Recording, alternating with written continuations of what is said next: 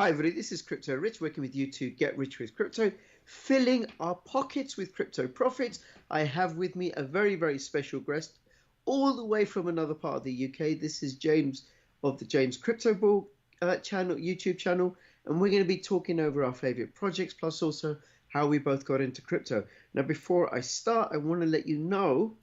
Actually, I'm going to ask James. James, are we going to give people investment advice? No, not today. No. Not today, not today, not any day ever on our videos, right? All Indeed. we're doing is talking about projects that we're interested in, that we enjoy. None of this is investment advice or a cousin or a relative or a distant friend of investment advice, right? And do your own due diligence. Don't invest any more than you can afford to lose. And don't just put your money into these projects just because we've talked about them. You and you alone are responsible for any financial decisions that you make.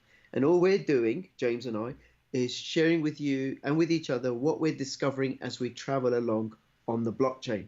Isn't that right, James? Indeed. Indeed. Now, this video was recorded on Sunday, the 3rd of March. It's going to go out separately on both channels at some point, probably on James's channel first, then on my channel. If you haven't subscribed to my channel, you should subscribe to James's channel, and I'll have the links in the description below. If you have subscribed to James's channel, feel free to subscribe to mine. But whatever you do, you should click the like button and the dislike button, and you should comment and ask us questions and tell us what you think of this, because we may, fingers crossed we've got on so far, we may do this again. And then I'm sure we will. I'm sure we will. These characters in the middle, and we'll say what they are. James, listen, thank you so much for agreeing to do this. No worries. Appreciate it, right? How should we start? Do you want to say a little bit about yourself? Yeah, so I'm from Birmingham. I work for a company called Cadbury's. Most people may have heard of this. Yes. Or eaten some of the chocolate. So in the day, I'm a national account manager. So just work with numbers, figures, budgets, those types of things, dealing with customers. And then at night, for a hobby really more than anything, was I do the crypto channel. And it was really just an outlet really to... I was banging my head against a brick wall when I first got into crypto. There wasn't many YouTubers and stuff, and I couldn't figure out to do stuff. And then I had to go away and figure it out for myself. And then I thought, I'll do videos to share it and so people can learn really. And then I got into ICOs and all different bits and pieces, and it really just went from there. And then obviously when you're doing YouTube, people then start approaching you, and then projects want to work with you, and then obviously you don't work with everybody because not all projects are great. Some are scams and bits and pieces, and you just wipe them away. Reading a lot of white papers. I hate reading, by the way, but and some white papers are easy to read, and some are like 78 pages of technical stuff that if there's people out there and they're reading white papers and you don't get it first time, don't worry, because I didn't either. I had to read some white papers like 5 times just to understand it and get it in my brain really. What about yourself, Rich? How did you get into all of this? Well, I started my channel April 2017. I first bought Bitcoin when it was $15. My first Bitcoin cost me about $15. And I stopped. This was before Mt. Gox, and I was buying a little bit every week or every month or so. And then I stopped when it was about $100 odd or so. And then it shot up with the Mt. Gox, and then it crashed. And then I just didn't do anything with it. I just kept it. And then sometime in the middle of 2016, I had another look. And then when we first invested in Bitcoin, what we did was we only put in what we were willing to lose, what we were willing to forget about. Like, okay, if that went to nothing, it would be no big deal. We could get by, right? So we weren't at all bothered and forgot about it. And then sometime in the middle of 2016, I had another look, and I was like, oh. Tidy. Oh. And then towards the end of 2016, I diversified my Bitcoin. I bought some ETH and some Monero and some Dash and some Litecoin.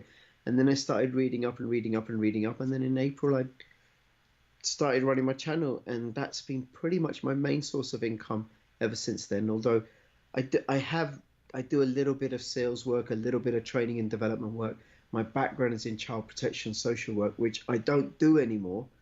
Although if this bear market goes on any longer, I may have to go back to that, much as I don't want to. you know. I think we got maybe another 6 months before Uh, we start really motoring. But yeah. maybe that's a good question actually. So and we can check at the end of the year. So what is your prediction on Bitcoin for the end of the year? No financial advice, obviously. No Just financial advice. just I what's your sort of gut do you, feel? do you know, James? I often get this question, in particular about electronium, right? And what I say is, in the long term for Bitcoin and electronium, it'll be higher. That's all. I have no idea. I have no idea. I really, really don't. At some point, Bitcoin will be really, really high. I reckon it'll be 100,000 at least. As for Yeah, when I've seen some I, stuff on that. Yeah. yeah, as for when I don't know. And I would, if I had more fiat, if I had fiat coming in, I would be buying Bitcoin right now. And then there's a few other coins. And I just want to say what we're going to be doing is both going to be talking a little bit about each other and how we got in our channels and stuff. And then we've chosen, each of us chosen 4 projects that we are both interested in and that we're going to talk to each other about and ask, right? So we've got Funfair, Elevate Group, Insolar, Spectre, Krios, Pirate Chain. What was this one here? Amon. Amon, and another one called Electronium. I don't know if many people have heard of that. I'm not so sure about that one. Oh, but that's tongue in cheek. If there's any Electronium fans, I don't want to offend anybody.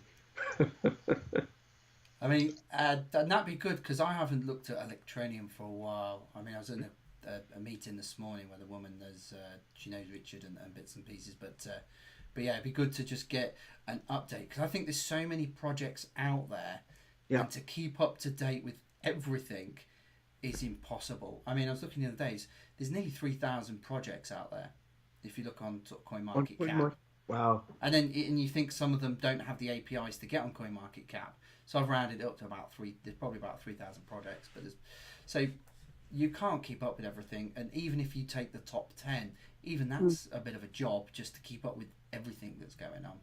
Oh, absolutely. Do you know, if we think of the projects as businesses, right? And many of them Mm. are, and some of them are defunct businesses, right? Or even if they're like community coins, it's still a sort of like an NGO kind of business, right? Or a charity sort of business. If we think of them as businesses, uh, 3,000 is nothing. You think how many businesses Yeah, there are in the world. It is absolutely nothing. And there's no way, like, if I was into cars, which I'm not, there's no way I'd be able to keep up with all the different car companies and stuff. No, I'd focus on, I suppose, a handful of models or companies that I'm interested in. Same with football teams. There's no way you'd be able to keep up with all the soccer teams so, for the American viewers, right? There's no way. no, Okay. it is tricky. It is tricky. All right. Well, look. Do you want to start by, because I've I've heard of the project, 2 of the projects you're going to talk about. One because I covered them during the ICO. The other I've heard of. The other 2 I don't know. Okay. Right. Do you want to start with telling us about Funfair.io, which is these incredible characters that are flashing before Yeah, us? they've got some funky graphics. So for me, when I look at projects and I'm trying to figure out, what do I want to, invest in, or the big thing for me is the long term outcome. So, Mhm. do they have a product that people want, they're going to use? And I think there is a lot of projects out there that think, you know, they've got a problem and the solution is blockchain. Now, not in every situation the solution is actually blockchain, but I do think that there are certain segments or sectors um, of particular industries that will really benefit. And I think one is gambling, because if you Mhm. think about this whole transparency piece, and you think about Vegas and the mafia, and all the stuff that went on behind closed doors, and people still have that today. And there was still some, I think, some online gambling stuff. I can't think, was it PokerStars or one of those? If I've mentioned PokerStars and it wasn't PokerStars, sorry PokerStars, but it was one of these big companies where they did something in the background and they conned people and all the rest of it. So I think blockchain and gambling is a very it's going to be a huge industry, I think, because people will get it. And I think in 5-10 years time, if you're gambling online or you're whatever it is, if you're not on the blockchain, you're going to look at it and go, well, that's a bit dodgy. I think Right. that will be the sort of premise. And I think some of the big things with Funfair at the moment, they went to the ICE convention, and they sort of released that, over the next 12 months, they're going to be allowing startup companies that want to get on board with them with sort of like white label products, and they can do that for like 12 months for free. So really sort of incubating people to come on their platform and sort of start establishing. They're not going to do the marketing and bits and pieces for them. But they'll sort of incubate them on the platform, which I think is really cool, because with most platforms they want to make money from day one, where actually they believe in their product so much that they're going to let people on for free, let them trial it, and then that's just going to create this commercial platform that people want to use. Okay, James, let me ask you then a little bit of, because I just know Funfairs in the gambling gaming industry, right? I also know gambling and gaming is massive. I learned last week that the gaming industry, not about gambling, but the gaming industry is much, much bigger than Hollywood and Bollywood and the entire film industry put together, right? In Well, terms of the revenue, which is just ginormous, right? So what is it that Funfair does? And what does the coin do? Because it's a coin, not a token, right? Or is it I think it's token. Yeah, a token, yeah, ERC20 token? yeah. Okay. So what's the benefit? What would I do with it?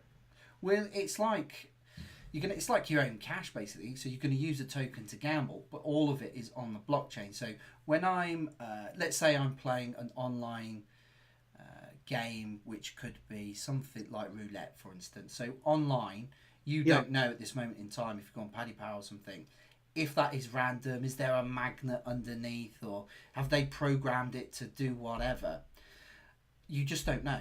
If people keep betting on There's certain always colours or whatever. there's always an edge in favor of the house, Oh, right? there always is in terms of odds, but you don't know if that's been manipulated behind the scenes. But obviously, using blockchain, the transparency will be there in terms of the betting statistics, the odds, and those types of things. So for me, it's about the trust, really. So you can gamble and you know it's not fixed. That's pretty much what it comes down to. And you'll use the token to gamble as you would sort of your dollars or your cash or chips or whatever you want. And obviously that will give the token utility and long-term value as more and more people sort of come into that ecosystem. If you get something like I know they mentioned a couple of people, the Ocean Blaster 2. They've got a whole bunch of games and new developers that are coming on. They've got the Rake for Rake white label coming out as well. So they're starting to get some momentum, and I think all Right. it will take is one big player, and then it will take off. Okay. So is the platform live yet, or they're still building and developing? They're building. You can go on and you can have a sort of a bit of a play on it. I haven't been on the site for a little while actually, but you can go and play the games. It's poker, roulette, blackjack, and then they're developing a whole bunch of games at the moment as well, and they're working with some third party as well. I think they've got a few third party game launches coming soon, so you can have a little play on it and stuff, which Okay. is pretty And cool. then is it available for people in the US? Because there's all sorts of restrictions about online gambling in the US. Do you know? Yeah, top of my head, I couldn't tell you straight off. I know that there is like the sports fantasy betting is huge in America, and Mm. another company I was doing some stuff with, Fans Unite, they were looking at some elements there. But I think a lot of people are waiting for some of the laws to change. But people in America gamble online. They just do it through other sources, shall we say? Like a VPN or something, right? Yeah, yeah. I mean, Yes. I use a VPN. Okay. And but I imagine the potential for Funfair in Korea and China and other parts of Asia is massive because they're big on gambling. there. I understand. Yeah, but there is quite a few out that way. I think it's Dragon Coin. Um, there is quite a few at the moment. There's Right. probably about, I think it was, I did a review or overview of sort of the gambling coin market. And I think when I did that in October, between October and December, there was 40 ICOs just for gambling coins, and that was from bingo, lottery, online, etc., etc. So there's a lot of competition out there, but I think But there's plenty of room. yeah, there'd be huge growth. But I think at the same time, one of the things as we talk across pretty much all the ICOs, that there's a lot of companies or ICO companies out there that when they did their ICO, they would get an ETH at like £1,000 or 600 quid or whatever it was, and they sat on it. So that 10 million that they had soon became 1 million, and a lot of these companies is really starting to struggle. Yeah, yeah. I know that. I do know that with a few projects. Okay. Anything else you want to say about Funfair? I think the one thing that really got me into it, first of all, the whole gambling thing, and I do believe that will be quite huge. But actually, the playability, just advise people go along. Obviously, it's all you don't have to put any money on anything. It's just free, so you can play about on it. It's quite and just have a go and see how it's actually really playable. I've had a go on things like Paddy Power and stuff like that, and it's quite good. But this, I was really impressed with this actually.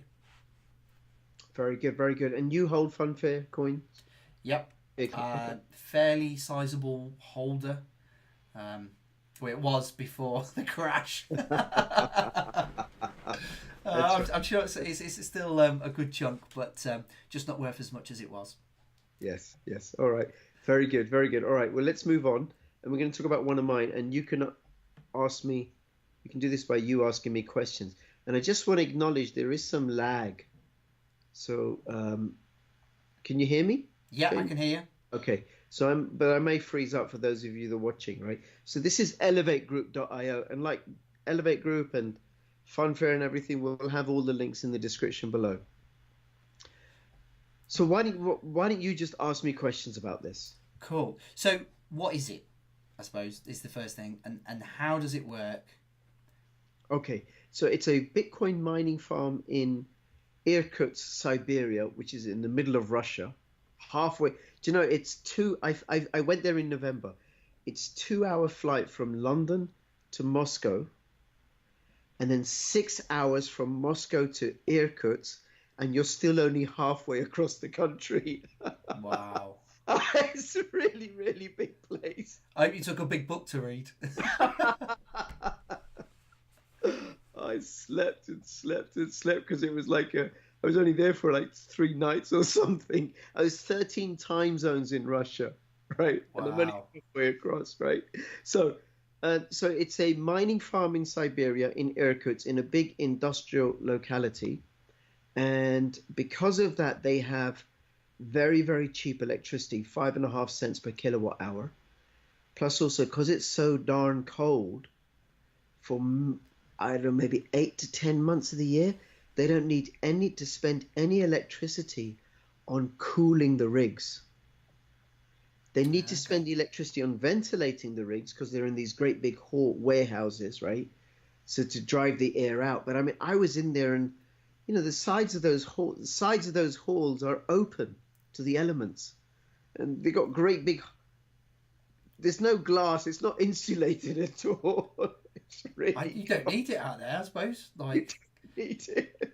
I've got you could probably see just behind my head. I've got some Litecoin machines, some Dashcoin machines, and when I put them on in the room, I've got 6 altogether, but I only ever run 4. It's like a sauna in here. I have to have the window full open. I've got a mate who's got like some kit, and he was going to do all my ventilation, but I just left the window open. It was easier. Yes, very good, very good. All right, so that's tell you what. So it's a Bitcoin mining farm. And it's not, you don't buy a contract or anything. What you actually do is you buy a miner. They host the miner on their farm, and the distributions are made through the NEM blockchain. And they post all the calculations and everything. And you get your Bitcoin once a month. You have a personal mining dashboard, and I'll show you that in a second. So you can see your miners 24 hours a day, 7 days a week. And then the Bitmain have a repair facility in Irkutsk. So if anything goes wrong, because if I were to mine, I mean, I'm lucky I have solar power, right? Okay. So in the summer, our electricity bill is negative. Wow. Right? We have a south-facing roof and a Nice. negative electricity bill for 4 or 5 months of the year. But I would need to pay. I'd order it over from Bitmain. I'd have to install it, pay customs, pay shipping, get the power supply unit, pay. I have no idea how to set it all up as well. And then if it goes wrong, I have to send it back to China to be repaired. But they take care of all of that. Um, and that's Amir, and I've looked at those rigs. I've stood there to check it out. Anything else you want to know about it?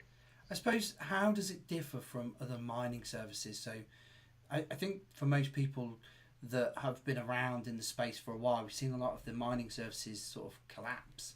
What's Yeah. different about this? And Well, because I think one is with Genesis, because I did have a Genesis mining contract, and it just didn't work out to be um, viable. And then I don't know what's going on. I can't see anything. There's no transparency. They charge a maintenance fee plus, it's like, I don't know what the figures are. I think a few months ago, Genesis were charging $280 per terahash of mining power. Electronium are charging about $50, $60 per terahash of mining power. Genesis have dropped their prices, but it's still a 2-year contract. With Elevate Group, the miners mine, and I get the Bitcoin every month for the life of the miner, which could be 3, 4, 5 years. They take the cost of the electricity plus a 20% management fee every month. That's it, nothing else. Repairs, maintenance, everything else free. And then these are my rigs, and I have 10 rigs with them. And what I can see, I go to this board. Okay, I can see these two have been disabled. So these are the serial numbers of my rigs. They've been disabled, so the engineers are probably checking them. These three are mining, and this is what I can get in the terahash. And this is the Bitcoin I'm getting every day, and I'll get every month. And these ones below have been disabled, right? So there's nothing you can see everything. yeah, it's transparent. And then when the payments come out every month, they post the calculations on the Telegram group. They're going to post them on the website so everybody can go through them with a fine tooth comb. So Because this is like your like when you get like with these guys behind me, I have yeah, like a Bitmain dashboard, and that's a bit like that. It tells you if you're online, offline, what your hash rate is. It goes in a little bit more detail of like which chip right, is pumping out and which one's not, and stuff. Because I've had those sort of issues where you see your hash rate like drop like off a cliff. I had a dash miner in a garage, and it dropped off a cliff. I was thinking, what's going on? But one of the boards had gone. right, So right, you right. I just hammered that one, chipped it, and put it on full blast until it was dead. Get the most out of it, really. Um, so what is the average return on something like this then? What's the cost of a miner? Because that's Okay, this is a little bit tricky, right? The average return, and I think you'll get this. It depends upon the price of the coin and the mine and the difficulty, and the difficulty goes up and down as the price of the coin changes, right? But if everything were, let's say, if I had all 10 miners running, and let's say the difficulty doesn't change, and the price doesn't change, which we know it will, right? Then the 10 miners will give me about 0.19 Bitcoin a month. And right now, the 10 miners these are S9s, would cost $5,500 to buy in. to buy, right? Okay. Now, it might take me, on a very rough calculation, 0.195, 10 months, I'd have 1 Bitcoin, 20 months, 2 Bitcoin, right, which is £5,500. I've not allowed for any of the costs, but in 20 months' time, the Bitcoin that I've accrued is going to be worth a whole lot more than it is now, Well, that's the right? thing is it's Yeah, most people are sort of mining in the aspect of the longer term costs and not the costs right now. Because, for instance, I've turned mine off just because I was running at a negative. Right. And if I'm running at a negative and it's costing me 400 quid a month, for me at that, when it was really bad and all the rest of it, because obviously Bitmain released all those Dash miners, and the Dash, I think there was a month where the Dash were knocking out $5,000 a month in coins. It was ridiculous. And then all of a sudden they released 30,000, 60,000 machines, and it went off a cliff. I was lucky if I was doing 100 quid, and it went down to 80, 20, and then it just dropped. It went into negative, so I switched them off. Right. Well, what's happened with Bitcoin mining a lot of large projects have turned their mining machines off because it's not profitable, especially in the US and stuff, right? So then the difficulty has gone down. So you're actually mining more now. And then what Elevate Group are doing, by the way, I'm involved in Elevate Group. What they're doing in the month of March is they've got a special sale for S11s and S15s, which you cannot get from Bitmain right now, not as an individual purchaser. So that is that. Anything else, and then we move on? No, I think that was a good overview in terms of what those bad boys are up to. I think the main thing for a lot of people is just understanding the difference between, like, you actually own the machine, and in the other things you're just buying a contract, which is very different, and obviously the cost is very different as well. Yeah. And then what I was going to say is that, because I reckon people that mined Bitcoin 5 years ago, they're laughing now. Oh yeah. So I want to be laughing in 5 years' time. You will be rich, I'll tell you. Bitcoin rich. All right, if it's your 100,000 prediction, you'll be game on. That's right. Okay, Insolar.io, distributed business networks. This was INS, wasn't it? Yeah, so these guys, they changed their name or rebranded about 4 months ago. First, I really liked this, and the main reason I liked it is because as it started out, because it's gone on a bit of a journey, but when it very first started, the whole premise was sort of online groceries, because that's where Peter Fenechek, who's like one of the co-founders there, or founders actually, where those guys, they did something similar in Russia, and they had some great success. And some of the concepts that they come up with was things like reducing food miles, reducing costs. And if you think about food now, especially with Brexit coming, where prices could go up by 10%, it's a bit of a worry. It's like, how do you bring the cost of food down? Because it's literally the one thing that we all need and will always buy. So it's that commodity as such. So those guys, if I just explain the process. So let's say I'm a supplier and I've got some bread, for instance. I make the bread. I then send it to a warehouse. From that warehouse, it gets sold to, let's say Tesco's. Tesco's then buy it, ship it to their warehouse. They then have a picking station. Those guys then pick it for orders where stores need that particular, say, brown bread. That then goes on that order and it's shipped to store. Now, you're at home and you're busy, you can't be bothered to go to the shop, so you do your shopping online. From that shop, they then pick it again. It then goes into a grocery cart, they send it off to you, and it comes, some lady or bloke will come in the shopping bags, go, hey, Crypto Rich, got your shopping, nice one. Fist pump, off they go, jobs are good 'un.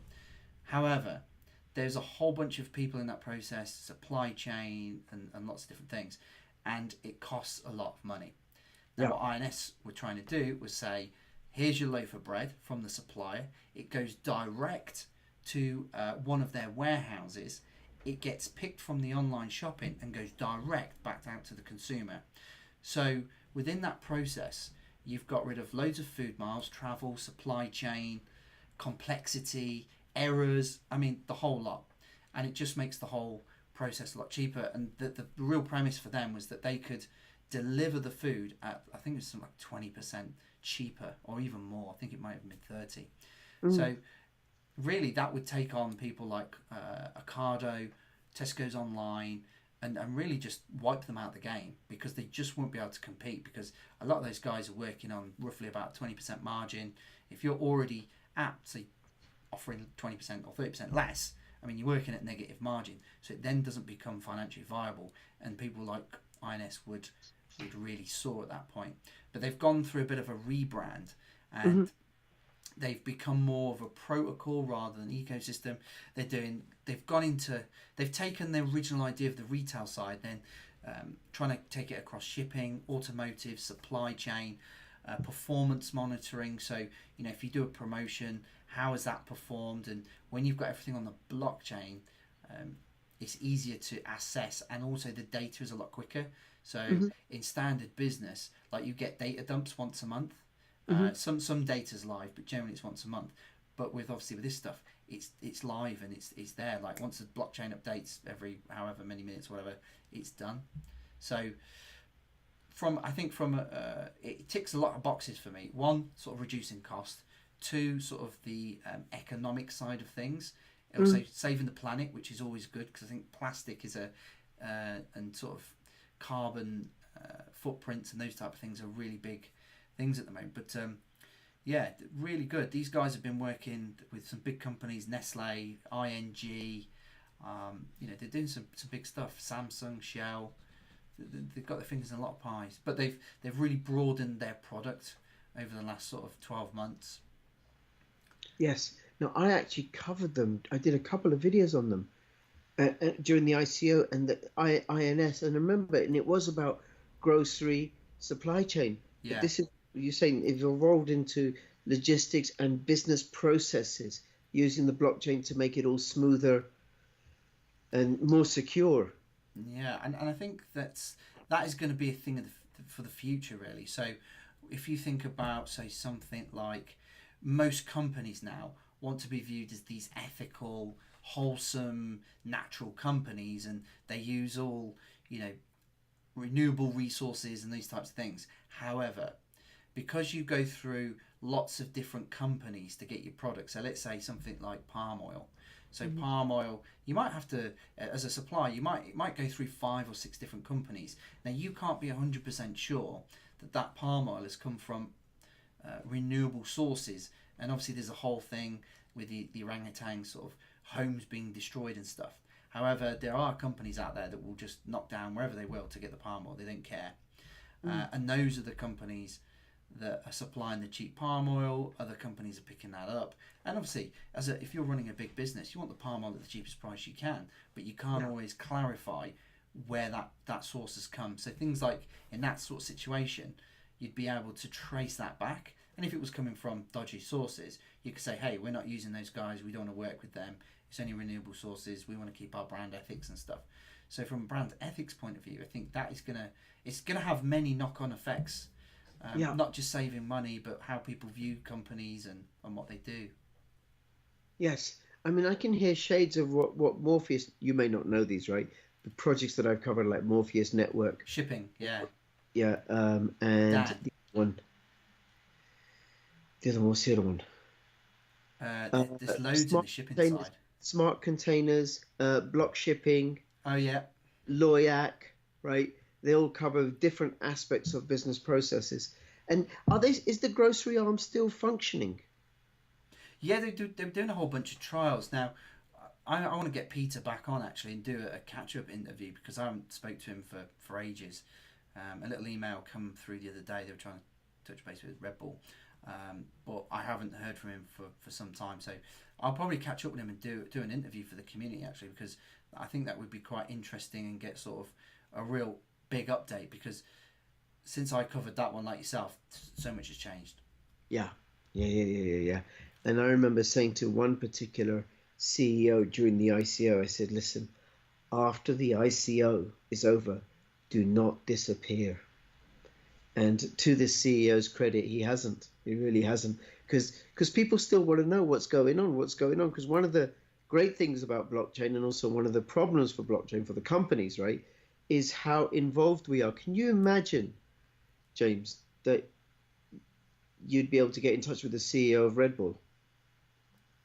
It, I think we're, as YouTubers, we're in a quite privileged position where we do get that opportunity to do that. I think in normal everyday life, I wouldn't be able to talk to Huh. the CEO generally, unless I really But not in. even as a YouTuber. It's like, I don't know if Insular have a Telegram group, right? But somebody on the Telegram group could ping a message or something and message, not necessarily Insular, but one of the other projects, and get a response from the CEO. And the CEO doesn't know whether this person has one token Oh or yeah. tokens. But that wouldn't happen. We couldn't join some community forum and ping a message to Jeff Bezos. No, he's too busy with that other lady, isn't he? No, no. I tell you what. I tell you one group that is really good, and he's so helpful. Is Bit Depository. The guy there, like he helps everybody. He must be on Telegram 24/7. You can't talk about Bit Depository. We've not got them on. Oh, don't worry. We'll save that for another one. I just wanted to. He's so on it, and he's there for the community. I just thought I'd give him a shout out. All right. Well, good for you. All right. We'll keep that bit in then. All right. Well, listen. Let's go on to this one. Spectre. Now, this is so underrated, below the radar. Okay. So they ICO'd in October, November 2017. I covered them. The CEO has become a friend of mine. He comes on my channel usually about once a month. Does really his background is JP Morgan and Goldman Sachs, and managing multi-million-dollar portfolios for them and everything. And companies like IG Index and Paddy Power and stuff, right? That do spread betting, and then there's also less reputable companies that do binary options trading. Yes, I've had loads of people jumping in my group every day trying to do binary option trading. Yeah. So what he decided to do was to use the blockchain to set up a platform where people could do binary options trading, and it wasn't rigged. Okay. Now, IG Index and Paddy Power, they're reputable companies. IG Index is a FTSE 100 company, right? So it adheres to all the laws and regulations. But nevertheless, if I go on IG Index, the more money I make spread betting, the more they lose. So it's in their favor that over time people lose, which is actually what happens. But the way Spectre's set up is the more money I make by trading on the platform, the more money they make. Okay. Because I'm not betting against the house. They've got this massive pool, liquidity pool, and just by trading, some of a little percentage of the volume of the trades goes into that liquidity pool. So for the liquidity pool to keep betting bigger and bigger and bigger, people just got to keep playing. People will keep playing as long as they're winning. So they have all this stuff set up to support them, including like a really great educational website and training them, and it's not rigged. Now here's what's really, really great. I don't trade on the platform, right? I can do a little bit of TA, but I don't think I know enough to be able to trade or anything.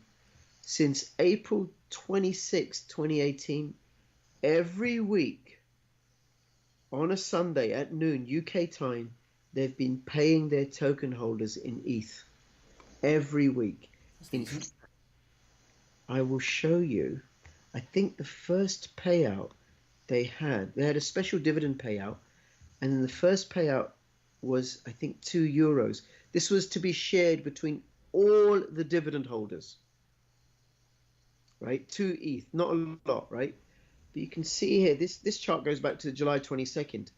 And this is how much the rewards have increased over time.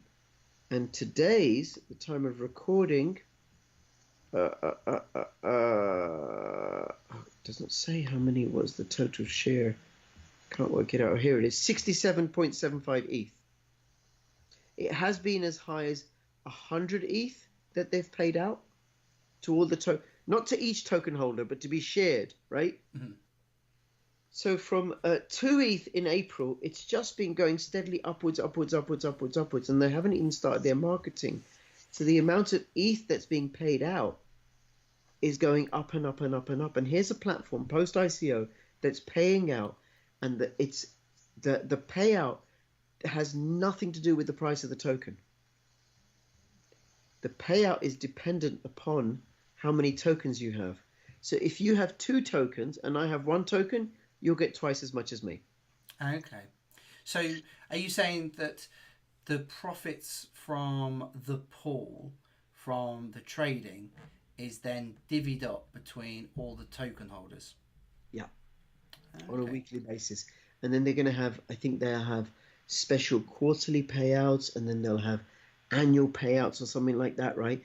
Plus, also, they're adding a gaming platform, betverse.io, which I'm not even going to look at right now, where so you and I could go on Betverse, right? And it's skill based.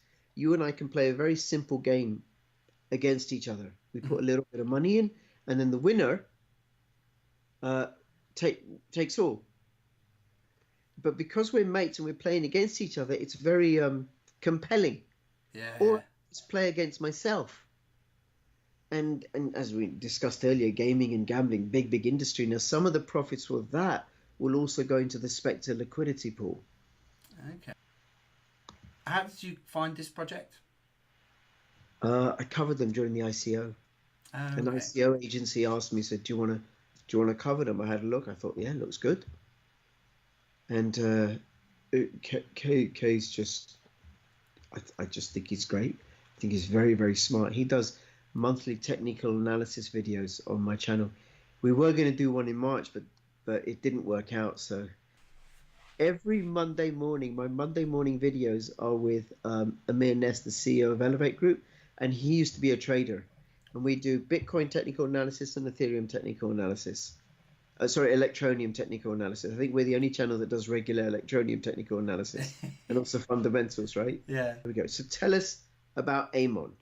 So Amon, I think the biggest thing for the crypto space is being able to spend your cryptocurrency. So yeah, you might have bought your Bitcoin at I say $100, and it goes to $20,000. You want to be able to spend that, and I think this is one of the big things for like utility. Now, Mhm. Amon, they had their ICO back in February last year, so they're about a year old in terms of the company. And the big thing or the USP for these guys is that when you've got you go to spend your crypto. Now let's say you've got your 10x card or whatever and you've got your Bitcoin, you go and you spend your Bitcoin, and say it's at $3,000, it locks in at $3,000 and spends it. Now most people don't just hold Bitcoin. They've got some Ethereum, some Ripple, like you were mentioning, Rich. You've got like a whole bunch of different cryptos. Now really at the end of the day you want the best bang for buck, so their AI system will look at all of your crypto and will decide which is the best one based on loads of algorithms and what's happening in the market, what's going up, what's going down, and suggest what is the best one to use at that moment in time. So you sort of get your best bang for your buck, if you will. Mhm.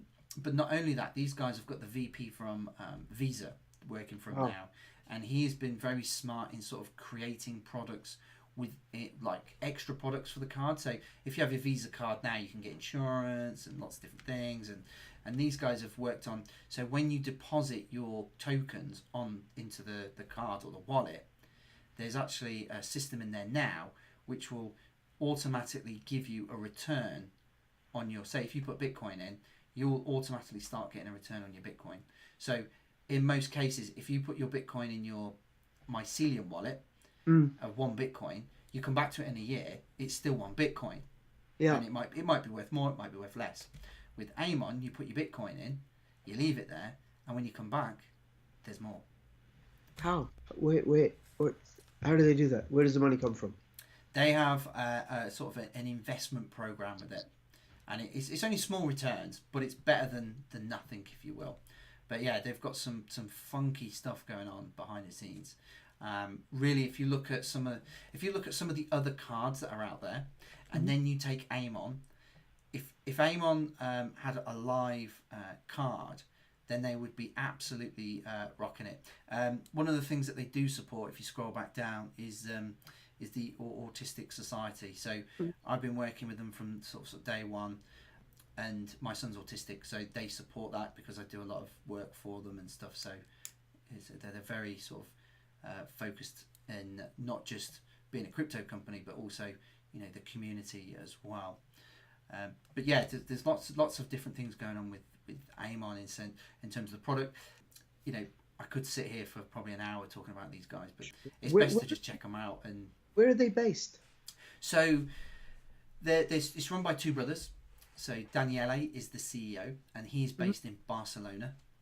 He's always wearing a jumper. So it's supposed to be warm out there, isn't it? So if I go out there, I have a t-shirt on, but he's Italian, so they like to keep warm. And yeah, so they're very much, they don't have a head office as such at the moment, but I think they're looking at a lot of those types of things. But they're they are very driven at the moment. They've got a couple of banks backing them as well. So I mean, they're doing all the right things. The thing that's sort of holding them back at the moment is they just don't quite have the live card. I think at the end of Q2, they're looking at having a card. But to be honest, with the market the way it is, I don't think we're going to see any growth till September. So I don't think there's any rush to rush the product out just to have a product. I'd rather them take the time and launch something fantastic. Fair enough. Fair enough. Okay. That sounds very, very interesting. I do like the sound of that. And you and I will speak separately about that. No worries. How to passively earn cryptocurrency. Very good. All right. Well, look, I'm just checking at the time, right? Yep. So let's do Pirate Chain. Cool. Very quickly. Covered them loads. Very, very new coin. More private than Monero or any other privacy coin. Name a privacy coin. They're more private. And how are they more private? This is the test. And this is for anybody who's watching this, right? This is how you check. So if you're a fan of Deep Onion or Hush or TokenPay or Monero or Zcash, because I get those kind of comments, or Apollo coin, right? Some of those coins do other stuff. TokenPay does other stuff. Apollo coin does other stuff. I'm just talking about in terms of the privacy. Once the coin is mined, it's an equihash coin. It goes from the mining rig to the first wallet. Mm-hmm. After that, no transactions are visible. So you could have an equihash machine behind you. It sends it to your wallet. I can see that. You then send me some pirate chain. Mm-hmm. Nobody, just you and I. Do you think that's good? And I think privacy coin is going to be a big area. But do you think that not encourages maybe the wrong people to use it, where we're trying to change the, for blockchain and cryptocurrencies to become mass market? I mean, it does need to be, and I suppose this is there's two things to this, because you could say, we cross things like drugs, terrorism, and stuff like that. The number one thing is the US dollar. So why don't we get rid of the US dollar? Well, you just wouldn't. But I think people dial up the fact with blockchain and maybe something like this project. I like it already. But do you think this could be open to those type of things? Well, I think anything could be open to that. Do you know, I'm going to tell you something shocking about criminals, right? Criminals use toothpaste. And they brush their teeth. Now, the way I see it, right? Like, there's drawbacks to Bitcoin and there's benefits to Bitcoin. There's drawbacks to Pirate Chain and there's benefits to Pirate Chain. Without privacy, there is no freedom. There is no freedom. There's no creativity. Unless I can withdraw myself from the public domain, I'm not free. And then, we kind of end up in this panopticon where people are always watching. Look, if I give you £10, right? Mm-hmm. I'm out with you, I give you £10. Nobody knows. Who needs to know? Mm-hmm. Now, I could be giving you that £10 because as a birthday present. I could be giving it to you because you're selling me drugs. I could be giving it to you because it dropped out your pocket, right? Whoops, that just came up. Let me just get rid of that. We'll just carry on, right? So I could be giving it to you for all sorts of reasons. Whose business is it? Who has a right to know? And then one of the things that happened, okay, I'm just going to stop here because I've got all kinds of stuff happening with my computer. as you can see. Oh, that Yeah. stopped. Let me go back a bit. Yeah, Right. go for it. Okay.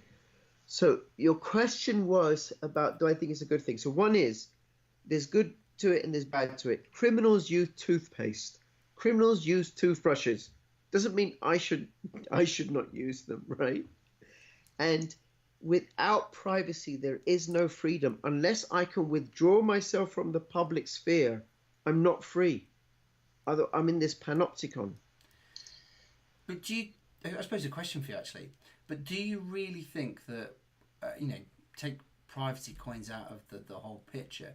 But do you think that there is real freedom with blockchain? Because the way I sort of see it is with blockchain, everything is viewable and traceable, and for instance, like cash in hand jobs. If cash disappeared, for instance, it was all digital, you wouldn't be able to get away with that.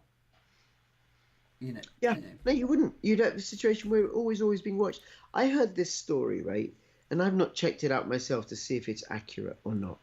But before the Second World War, the in the Netherlands, they had this system where they kept records of people's religion, their demographic records, and it was very tightly monitored and stuff. Mm-hmm.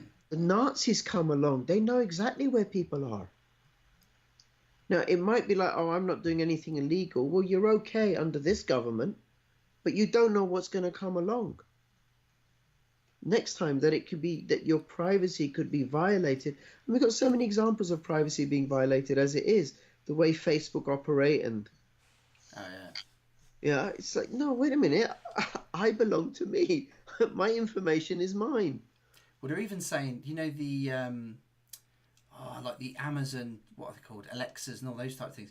They say that they're listening to you now, Yeah, and taking information and digesting what you're doing, and then how they then market to you. It's bizarre. yes, I don't have that. By the No, I way, don't. I'm trying on the blockchain, right, to try and find one, because a lot of the transactions, it's a very new coin. You get it off digitalprice.io. I'll have a link in the description below. Is that, or you can buy it off Komodo site. Is that because it's a new coin, people haven't discovered it yet. But when they discover, it's actually way more private than Monero, and it's more private than Mimblewimble. And unlike all the others, it's 51%. It's resistant to 51% attacks Okay. because it used delayed proof of work, right? But let us move on. Krios. I'll ask one question. What is the price of a pirate coin? What's the damage? When I looked a few days ago, it was about 2 cents each. Okay. Now, So it's quite reasonable. I'm not saying that it's going to be as expensive as Monero. I don't know, but I wish I'd bought Monero at 2 cents each. Mm. That's right. You'd be Okay, laughing. I would be laughing. Krios, disrupting the $36 billion digital marketing industry. What is Krios? So Krios is a marketing platform. We talked briefly before we got online about how we do our videos and edit and sort of YouTube-y type things. I was very lucky. I had a friend called Max, and he knows some people that are very good on YouTube and have huge channels, and he gave me a lot of help and guidance. And he was really talking about that. He has he's new in the space in terms of working for himself, and he was always trying to look for work and connect with people, and it's a lot of hard work. So what Krios is it's a platform that sort of helps people. So there's a lot of people out there that want to do their own business. They want to spend more time with their children, so they want to work from home. Very much what I'm trying to achieve and what you're already achieving now, Rich. But then when you get to that point of, right, I want to run my own business, you don't know how to build a website. You don't know how to run a Facebook campaign. And there's many elements that you're not skilled in. And the secret to success is, if you don't know how to do it, find someone who does. Really. Yeah. So what the Krios platform does is allows business owners to come in, create briefs of what they want for their business, and then there's a whole bunch of, it might be a YouTube influencer, it could be a web designer, web developer, they're on there and they can pitch for the work, and they use the Krios coin as the value interaction between each other. There's I I think it's Paul who currently is the, I can't think what position he is. You've got Chris, who's obviously the CEO. He might be CTO or whatever they call him. But basically, he's got like 20 years in marketing. I mean, I've had, I'm actually running a campaign with one of my customers using the Cross platform as a trial. They've already run some recent trials, and also there's some big news coming out very very soon, which could do some good things in the marketplace. So obviously can't say anything right now, but yeah, it's a very handy platform. And obviously going back to my friend Max, it then has a platform for him to go and find work. And because of his profile, etc., all of the jobs that might be relevant will come up into his feed rather than just having to sift through everything. So Right. yeah, it's a really really interesting project.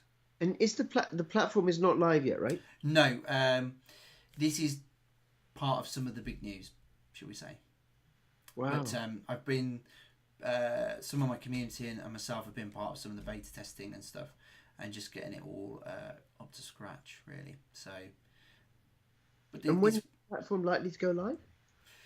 I reckon in the next what can I say? Next month or two, it will definitely be live. It'll Wow. be out there.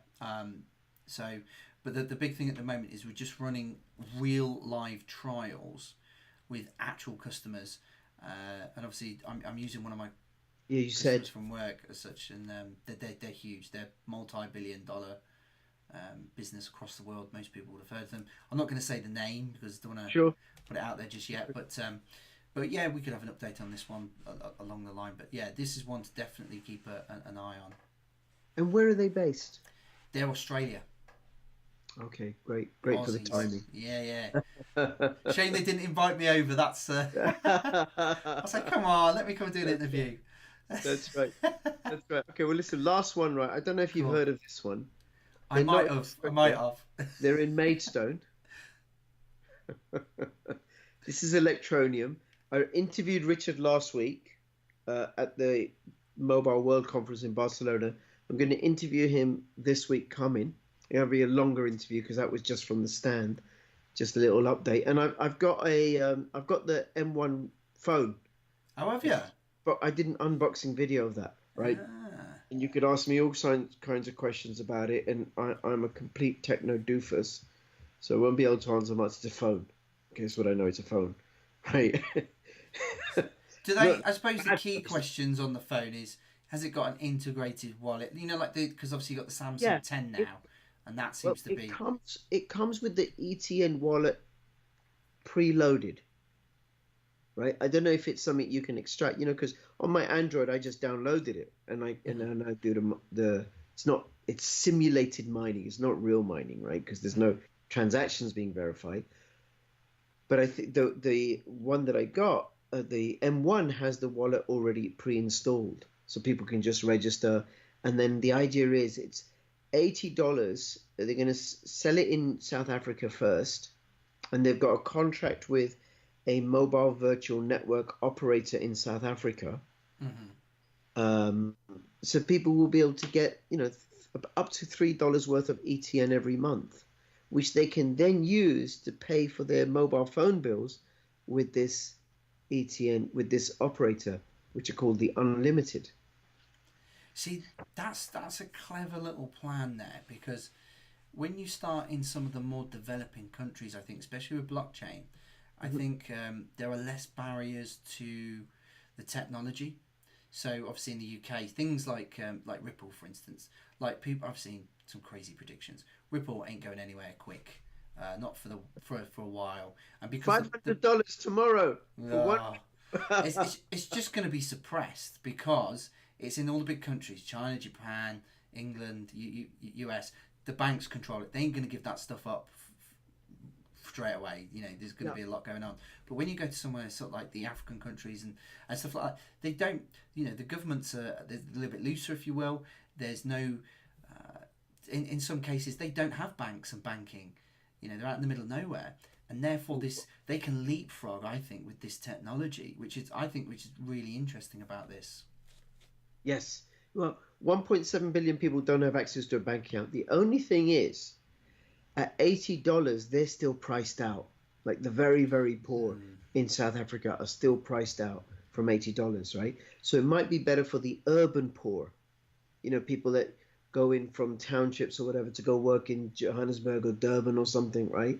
And then they're commuting back, or perhaps there's people from Zimbabwe coming into South Africa, migrant workers, and they got some money, they'll send it back, or so possibly like that, and then it will filter out to other sections of society, because then there might be a market for second-hand smartphones. But the thing that when I've looked at figures for Africa, the amount of businesses or use of mobile phones is growing like crazy, because, I mean, in Britain, I don't know, I'm making this up, I imagine over 95% of the adult population have mobile phones. When grandparents have mobile phones, my mother-in-law and my father-in-law have mobile phones, right? My 86-year-old father has a mobile phone, right? But not so in Africa. There's loads of rooms for growth. It's got a young population that's expanding, and they'll be quick to adopt, right? Plus, also, you and I are both recording this on our Macs. To have a laptop or a desktop, there's a higher threshold of entry. It costs more money to buy one of them. It costs more money to maintain one. It costs more money to run one. Not so with the budget smartphone. And I think this is the big thing where, I mean, I've had a view into some other projects, shall we say, and I think that the phone element is going to be there's going to be a bit of a bull run with it. I think one of the projects I've looked at is where your eyes are your private keys. You just look at your phone. It's bonkers. I probably shouldn't be saying this, but yeah, it's I'll probably get probably get one to trial at some point soon. So I'll do an unboxing and bits and pieces and let you know. But yeah, like will you I do think it with your eyes closed? Yeah, otherwise you might see what's in my wallet. But yeah, I think this is going to be a huge bit, and like you say, the barrier to entry, keeping the price low, because at the end of the day, we all know things like a Nike pair of trainers. You can go into the Nike shop or JD Web Sports, whatever. I'm not endorsing any of these, but you go in there and you can buy a pair of Nike Airs for £90. Now we all know they cost about $3 or $4 to make. We know that. Same with the iPhone. The iPhone, I think they were saying it costs about $80 to build, if probably less. But because people want that brand, they want to have the iPhone. I'm a sucker for it. I've got my laptop Pro, my iMac, my iPhone, my work's an iPhone. It's all Apple. But it's overpriced beyond belief. But I will say it does last. Yeah, except now this phone, the Electronium M1, is an Android phone. It uses Android Go, which is a smaller, lighter version of Android, right? And there's way more Android phones in the world because they're cheaper. They're cheaper. And then I'm not particularly techie, but I understand that some of the competitors to iPhone, I don't know, it's Huawei or Samsung. Yeah, they're doing some big stuff, man. Their phones are actually now better than Apple phones. And one thing I don't like about Apple, although I do like my Mac Air, and it's the hardware, right, is how it's not easy to use. Doesn't support cross-platform functionality. Yeah, and they do it on purpose because they want to keep you within the brand. So if you get the iPhone, you've got to buy the iMac. If you've got the iMac, you've got to get the iPad, and it sort of locks you in. And yeah, I've got two iPads, one for me, one for my son. I'm appled up.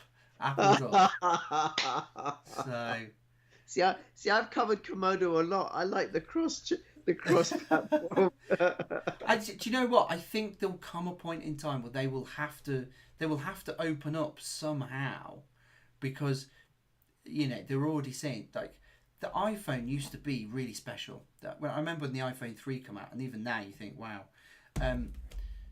But when that first came out, that was like amazing. It was like top end. James, we've got to get back on the blockchain, mate. Yeah, go for it. Go on. So back to Electronium, right? So one of the things I've noticed of late is people saying that Electronium is going to go to nothing, going to go to nothing. What do I think, right? And somebody's asked me that, and I'm going to say I don't think it's going to go to nothing. I think it's viable. I think they're building a business. Richard has got a good track record with building businesses. I think it'll take time. And, you know, as far as I can tell, they're spending their money wisely from their ICO. They raised $40 million. They got, you know, they're doing plenty of product development. And we should find out more. And I suppose excuse me, if people have got any questions they want me to ask Richard, please put them in the description below my channel, right? Yeah. You can put them in the description below James's channel. He'll let me know, or I go check in and stuff, right? But either way, you should comment and question and like and dislike and everything else on both our channels, and subscribe to the other ones. Do they? How many phones have they got? So what are they sort of like going after? They've just launched the M1. It's not even available for sale yet. They announced it last week. So there's a few unboxing videos on YouTube, but it's going to go on sale on Amazon shortly for about $80. And I think a lot of ETN fans all over the world are going to buy it. Well, if you take the Western world, I mean, for $80, you'd buy it just to try it. Well, you know what I mean? Well, I'm going to use it. I'm going to, you know, when I go traveling abroad, it's a dual SIM card, right? Oh, wow. I get my UK SIM and my local SIM, and I'm sorted. As well as keep cloud mining my electronium, which is not real mining, by the way, it's simulated mining. I just want to say that again because I've had a few comments about that. Make sure that I say that. There's no transactions being verified. Oh, and speaking of which, Elevate Group have ordered a couple of ASIC X3s. We're going to be testing mining electronium. We're going to test it out, check it that it's viable, and then we're going to be looking to, I'm not promising that we're going to do this, we're looking to make electronium mining on ASICs available as a service, the way that we do with Bitcoin mining. Nice. All right, James, cool. Any last words? I would just say, out of the your four projects, which is your favourite? If you only had to pick one, what would it be? That's not fair. That's cheating. I'm not going to answer that. I believe in hedging and diversity. I think what Electronium are doing with the unbanked it's just incredible, right? And the way that they're building their business. I think Pirate Chain, I like Pirate Chain really, really a lot because of the privacy. You can't get more private than Pirate Chain. You just cannot, right? That's it. They got the ultimate in privacy and the ultimate in security because it's 51% attack resistant. I think Spectre are completely great for two reasons. One, because Kay's become a friend of mine. He's a good friend of mine. And two, also, they've been paying out. They're paying out quietly under the radar. Nobody knows about them. It's a functioning post-ICO that pays out passive income. And then Elevate Group, they make Bitcoin mining available transparently for the masses. So they're all different. I thought that was a brilliant summary. All right. Anything else you want to say, James? I just want to say a massive thank you to yourself, Rich, for inviting me on. I've never collaborated with anybody on YouTube videos, so you've popped my cherry here, so I appreciate that. Hopefully we can do a few more videos and we can catch up on the phones again, because it sounds like we could have gone off for ages on that one. Absolutely. No, so people don't know, we were chatting for about, I don't know, 20-30 minutes before we got on. Yeah. Right. And and James, listen, thank you so much for having me on your channel and agreeing to do this and stuff, and really appreciate this. So anybody, if you have comments, questions in the description below, what other projects would you like us to talk about? Would you like us to ever do this again? If not, why not? And between now and when I see you next, please keep filling your pockets. Oh, and all the relevant links in the description below. Please keep filling your pockets with crypto profits. This is Crypto Rich. He's Crypto Rich. And I'm Crypto James. And we're signing out. All the best. Bye-bye. See you guys. I'm feeling